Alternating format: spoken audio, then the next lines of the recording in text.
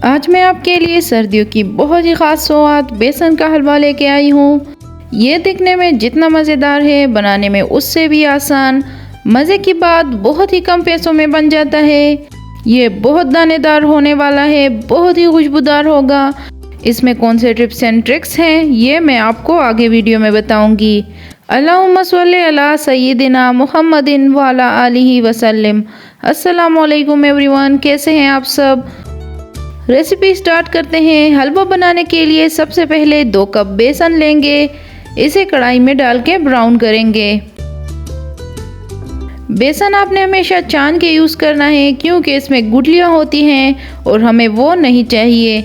इसलिए हमेशा यूज़ करने से पहले बेसन को छानना ज़रूरी है। बेसन को हमने 5 मिनट तक फ्राई करना है। अब जब इसमें से फ्राई होने की खुशबू आने लगे तो इसमें देसी घी डालेंगे ½ कप।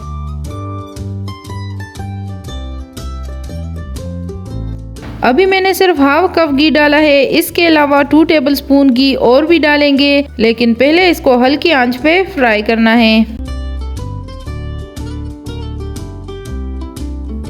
5 मिनट तक मज़ीद फ्राई करने के बाद अब मैं इसमें 2 टेबलस्पून घी और ऐड करूंगी। हल्की आंच पे इसे पकाएंगे जब तक घी मेल्ट होगा तो बेसन के साथ ही लिक्विड फॉर्म में आ जाएगा। इसको तकरीबन 7 से 8 मिनट तक फ्राई करेंगे। अच्छा, बेसन फ्राई करते हुए आपने चम्मच मुसलसल चलाते रहना है। ये ना हो कि आप इसको एक बार स्टिर करके छोड़ दें। उससे ये होगा कि बेसन नीचे से जलना शुरू होगा और इससे कलर भी बहुत डार्क हो जाता है।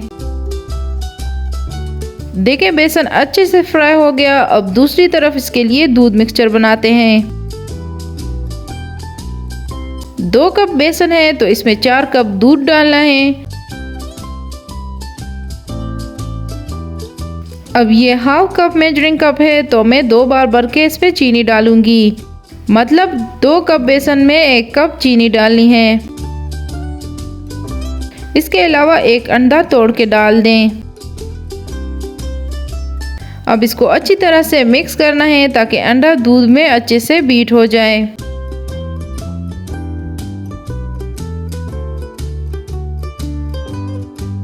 देखिए, जैसा मैंने आपको बोला था, ये मिक्सचर लिक्विड फॉर्म में हो जाएगा तो ये बिल्कुल रेडी है।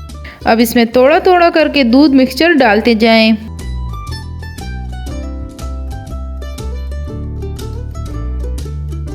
अच्छा, मैं आपको बता दी जाऊं कि मैं बेसन का हलवा दानेदार बनाने वाली हूं, तो लिक्विड की क्वांटिटी इतनी रखनी है। अगर आपने थोड़ा सा स्टिकी हलवा बनाना है तो इसी दूध में 1 कप पानी और ऐड कर लें, तो टोटल 5 कप लिक्विड डालना है। अब इसकी अच्छे से बुनाई करनी है ताकि दूध बिल्कुल खुश्क हो जाए और हलवा भी ड्राई हो जाए।